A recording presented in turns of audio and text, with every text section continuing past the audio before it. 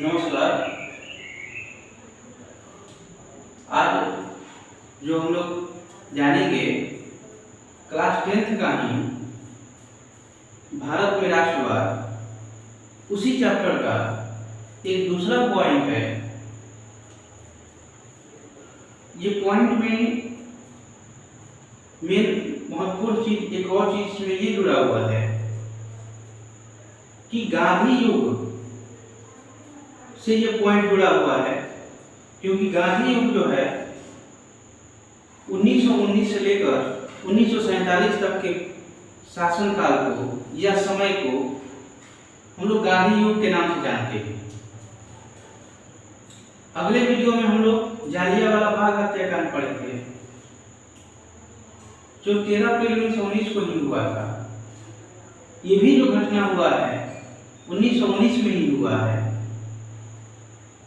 और ये गांधी युग के अंतर्गत ही आता है। 1919 से लेकर 1947 के बीच गांधी युग है, उसी के बीच के बाद हम जानेंगे हम लोग। तो आइए देखते हैं गांधी युग में क्लास 10th का ये चैप्टर है, उसका ये पॉइंट है 1919 का भारत शासन अधिनियम। हुआ क्या था, ये सब अधिनियम क्यों बनाए जाते थे? ब्रिटिश शासनकाल में अनेकों अधिनियम बनाए जाते थे। उस अधिनियम के तहत कुछ न कुछ प्रावधान किए जाते थे। उसमें से जो भारतीय संविधान बनाए गए, भारतीय लोगों को जो प्रावधान दिए गए, उसमें से एक इम्पोर्टेंट ये है, महत्वपूर्ण ये भी पॉइंट है 1919 का मॉन्टेग्यू-चेम्सफोर्ड सुधार अधिनियम, जिसे कहा जाता है। ऐसे में इसे 1919 का भारत शासन अधिनियम भी कहा जाता है, और इसे मॉन्टेग्यू-चेम्सफोर्ड सुधार अधिनियम भी कहा जाता है। ये मॉन्टेग्यू-चेम्सफोर्ड सुधार अधिनियम क्यों कहा जाता है? क्योंकि मार्लेन मॉन्टेग्यू जो थे वो भारत सचिव के पोस्ट पे थे, और चेम्सफोर्ड, लॉर्ड चेम्सफोर्ड जो था उसमें भारत वायसराय थे। इसीलिए इस अधिनियम को मॉन्टेग्यू-चेम्सफोर्ड सुधार अधिनियम कहा जाता है। तो आइए देखते हैं कि 1919 में जो मॉन्टेग्यू-चेम्सफोर्ड जो सुधार अधिनियम आया, इसमें क्या क्या प्रावधान किए गए, क्या क्या बदलाव किए गए। तो ये जो है अपना रिपोर्ट कब बनाता है, क्या रिपोर्ट प्रस्तुत करता है, तो उसके बारे में जानते हैं। देखिए, प्रावधान में ये था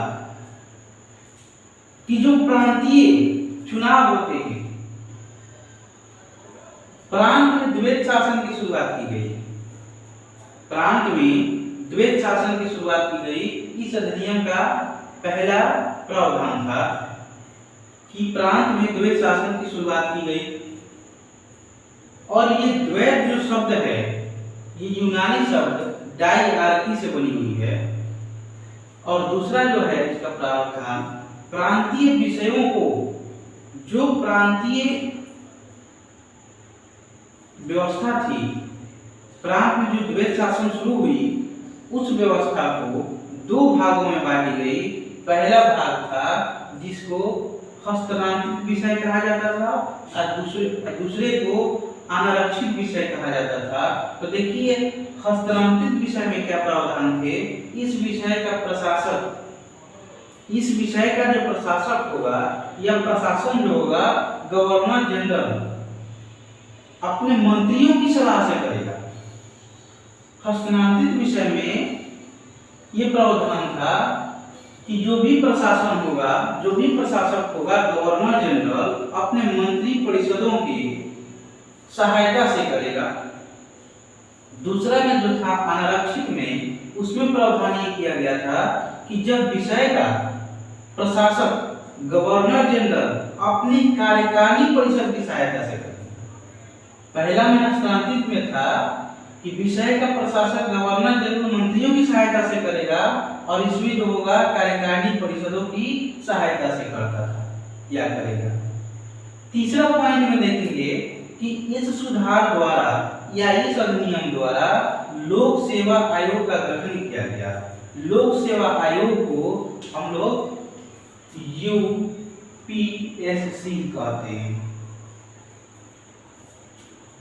इस अधिनियम द्वारा लोक सेवा आयोग का गठन किया गया। जैसे कि लोक सेवा आयोग एक होता है संघ लोक सेवा आयोग, एक होता है लोक सेवा आयोग। लोक सेवा आयोग जो होता है राज्य में काम करता है और संघ लोक सेवा जो होता है देश में काम करता है। तो ये यूपीएससी जो है देश में काम करता है और लोक सेवा आयोग की स्थापना की गई। और इसी अधिनियम के तहत चौथा पॉइंट में इसी अधिनियम के द्वारा पहली बार जो बजट होता है केंद्रीय बजट को राज्य बजट से अलग किया गया। और ये जो बजट है, बजट का अर्थ होता है टोकरी। और बजट जो पेश होता है देश में साल में एक बार पेश होता है और बजट पेश करने का अधिकार जो होता है वित्त मंत्री को होता है। और वित्तीय जो बजट होता है वो 1 अप्रैल से लेकर 31 मार्च तक वित्तीय वर्ष चलता है। अब बजट जो पेश किया जाता है वो फरवरी के दूसरे सप्ताह में पेश किया जाता है। और अनुच्छेद 100 संविधान में इसका उल्लेख है, उसके तहत जो बजट पेश किया जाता है। अगला प्रावधान इसका था कि भारतीय उच्चायुक्त का कार्यालय खोला गया। उच्चायुक्त जो आयुक्त होते हैं उनकी कार्यालय जो है इसी अधिनियम के तहत खोली गई। और अंतिम पॉइंट में है कि भारतीय अल्पसंख्यकों के लिए जिनकी संख्या कम है उन्हें अल्पसंख्यक कहा जाता है। उनके लिए जैसे सिख थे, ईसाई थे, एंग्लो इंडियन थे एवं यूरोपियन थे, उनके लिए पृथक निर्वाचन का प्रावधान किया गया। जो एंग्लो इंडियन थे, ईसाई थे, सिख थे, यूरोपियन थे, उन लोगों के लिए पृथक निर्वाचन का प्रावधान किया गया इस अधिनियम के तहत। तो ये था 1919 का मॉन्टेग्यू-चेम्सफोर्ड सुधार अधिनियम। ये जो भारतीय अल्पसंख्यकों के लिए पृथक निर्वाचन का जो प्रावधान किया गया था, इसकी चर्चा सबसे पहली बार इसकी व्यवस्था लाने की प्रयास जो है 1909 का भारत परिषद अधिनियम में किया गया था।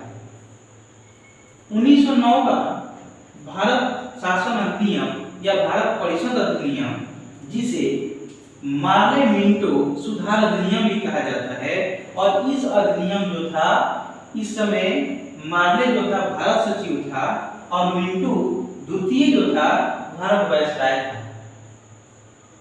तो 1909 का मार्ले मिंटो अधिनियम का प्रावधान देखते हैं क्या है। इसमें ये प्रावधान था कि केंद्रीय एवं प्रांतीय विषय यानी केंद्रीय और प्रांतीय विषय हों या विधान परिषदों के आकार में वृद्धि की गई। केंद्रीय एवं प्रांतीय विषय हों या विधान परिषद हो, इसकी जो आकार थी उसमें वृद्धि की गई। और दूसरा पॉइंट था कि गवर्नर जनरल के कार्यकारिणी परिषद में भारतीयों को शामिल नहीं किया गया था। तो इसी अधिनियम के तहत गवर्नर जनरल या वायसराय के कार्यकारिणी परिषद में पहली बार भारतीयों को शामिल किया गया था। और पहली बार जो भारतीय शामिल हुए थे उनका नाम था सत्येंद्र नाथ सिन्हा, जो गवर्नर जनरल के कार्यकारिणी परिषद में शामिल हुए थे। और वो शामिल जब हुए थे तो किस पोस्ट पे शामिल हुए थे, किस पद पे शामिल हुए थे? तो विधि पद पर विधि अधिकारी के रूप में काम किए थे। और जो विधि अधिकारी होते हैं देश के, वो होते हैं महान्यायवादी होते हैं। महान्यायवादी जो होते हैं देश के विधि अधिकारी होते हैं। देश के प्रथम विधि अधिकारी जो होते हैं। इस अधिनियम में ये भी किया गया था कि अल्पसंख्यकों के लिए पृथक निर्वाचन की मांग जो है पहली बार इसी अधिनियम में लाया गया। इसीलिए इन दोनों अधिनियम को हमने आप लोगों को समझाया कि 1909 का भारत परिषद अधिनियम क्या था और 1919 का भारत शासन अधिनियम क्या था। तो हमको पता हो या हमको उम्मीद है कि आप लोगों को समझ में आया होगा। तो ये था भारत का